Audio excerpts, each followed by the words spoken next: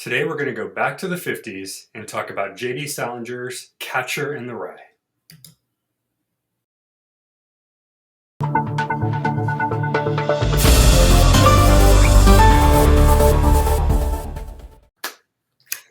Hey everybody, my name is Rob. This is my mom Karen. You're watching Books, Banter, and Beyond. This book review actually is kind of good timing, considering a lot of the book banning we've been talking about is still prevalent. Yep. Catcher in the Rye by J.D. Salinger is just one of those, but not to fear, you can still pick it up at a bookstore. Yes. That's good. But it is one of the most iconic 20th century stories that captures what it means to be an adolescent in the 1950s. Our main character, named Holden Caulfield, is in that area, becoming kid to adult, and doesn't really seem to know what to do with himself about it. He believes that the world is phony.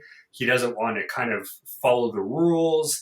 He's basically the typical teenager, and you'll laugh at me when I said this, but when I was doing this, the first thing that popped in mind was Grease. Because I'm just picturing these guys that just don't care about anything, and they're just like, we're going to do whatever the hell we want because we can. Right.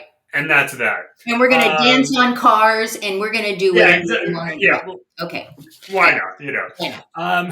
So the author, created this character with a voice that's usually very candid, but also very cynical at the same time. So he's kind of like that dude that tells it like it is, but he's a little jerky about it, maybe.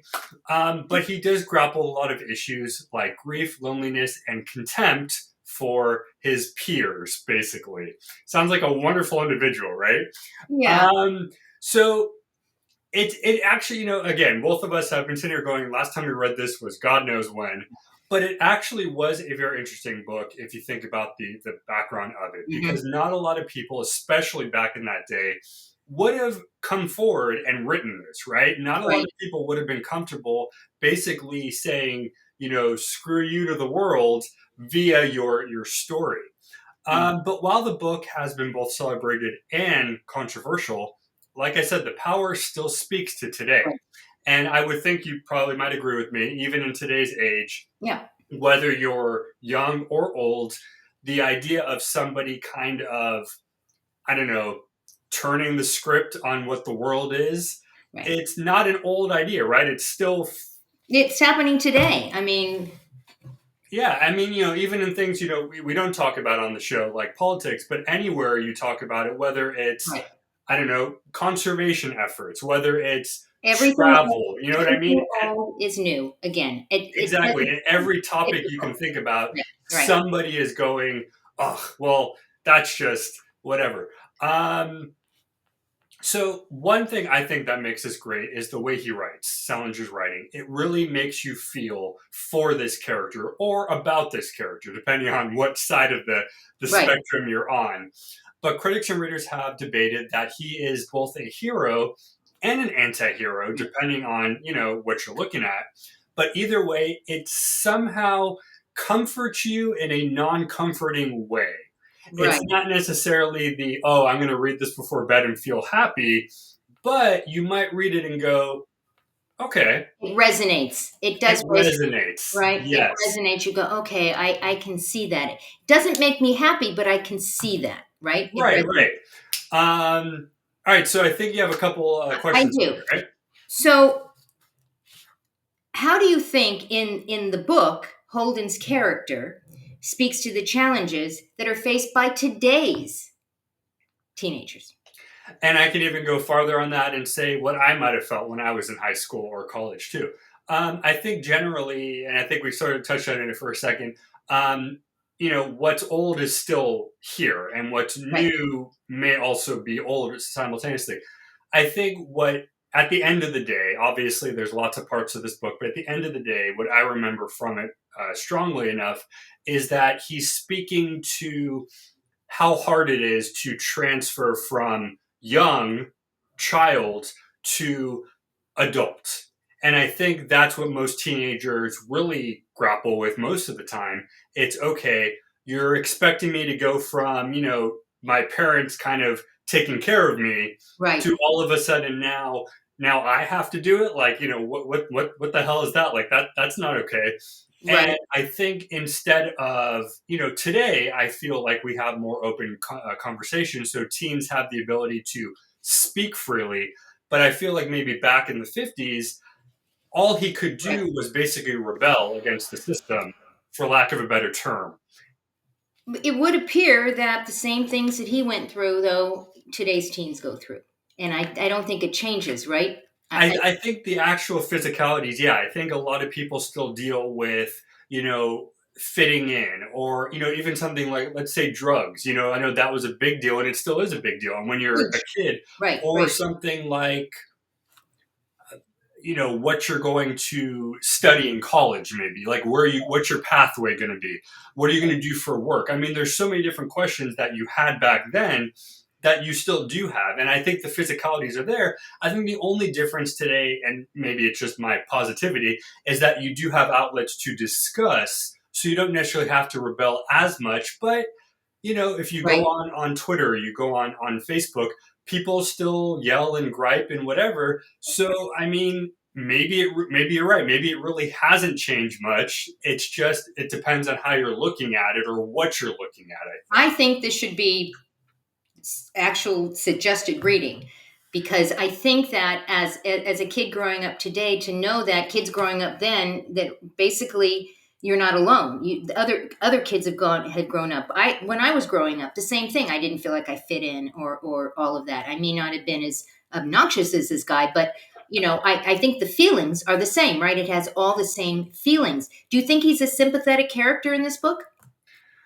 I applaud his want to change the system, but there's obviously better ways to go about doing it.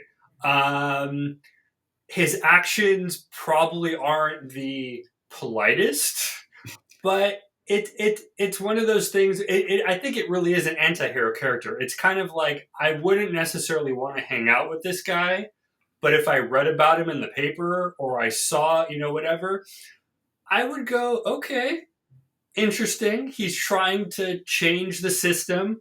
Um, and again, I'm trying to put myself into what the 50s would have been like, and I know Right. it's very two different areas. And it's kind of like way back when, my assumption would be anything you did against the system would have been a big, big deal. Whereas today, if you kind of do that, it's kind of the norm, unfortunately. So it may not be as weird to fight Right. against something. But I mean, you've already brought yourself into the picture thinking about you as the Right, individual. So there's back in the 50s and you were born in the 80s, you grew up in the 90s, right. basically, right? So, and now we're talking now, 2024. Hmm. So things have changed. Do you think they changed more from the 50s to when you were growing up and doing your school thing? Or do you think it's changed more from when you were doing your school thing to where it is now? Or what do you think? That's a good question. Okay, I would definitely say, and this is probably just from personal experience, I think from the 50s to the 90s probably was a bigger shock in terms of change, only because I think the rules of life changed. From the 90s to now, other than how you do things, Yeah, when you think about it, what I see kids doing now, it's not too different right. in terms of what I was doing. So I think the bigger change would have been the 50s to when I was growing up. But there's still, I mean, but again, you're right. There's still so many similarities that even from the 50s to now, some things didn't change. And some, so it's a very good, And and I again, the fact that we're having this debate is why I think you're right. This book should be, right, and I grew up in the 60s. I was born in the 50s, growing up in the 60s. I'm saying that out loud, okay? I was born, and I, grew up in the 60s, and even it was different then than it was in the right, 90s, and it was different than it was in the 50s. The book was written about the 50s, but I had already. I think my growing up, I didn't really wasn't a teenager until the end of the 60s and the middle of the 70s. So right. Okay. Yeah. um, I'm fascinated by this. It makes me want to go back and read the book again. And I it makes might me actually pick it sad. up. I mean, it's not a book that I necessarily jump at, but the amount of research I did is actually making me want to. Right. revisit it And because the fact that it's, on the banned book list in many places, not everywhere, and so you can get it in many libraries, and you obviously can get it in bookstores. uh, right.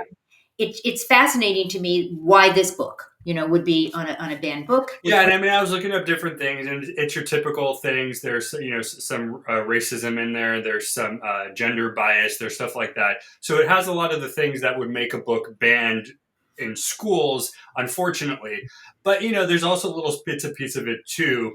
I think at one point he deals with the war and stuff like that. So there's a lot of things in there that schools apparently don't feel are comforting to read. But when you're now, and again, this goes back to how things have not changed. When you're now reading it today, you're dealing with the same type of issue. Right, and So that's why it's called history. That's why it's called right, history. If we don't know, if we were to actually compare, and you just did, back then to now, it's kind of basically the same as a teenager. right, And it will always be the same as a teenager. There's always going to be teenage angst. There's always going to be teenage, I don't know what I want to be when I grow up. There's always going to be unfortunate things with, family and parents and whatever. That's never going to change.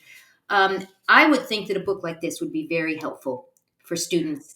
yeah. I mean, I Down think if anything, I think that actually answers the question better as to did anything the road. change. This is the ideal book for how to become a kid to an adult. Like this is your how-to Right. guide, Right. so to speak, of what to expect when you're becoming an adult.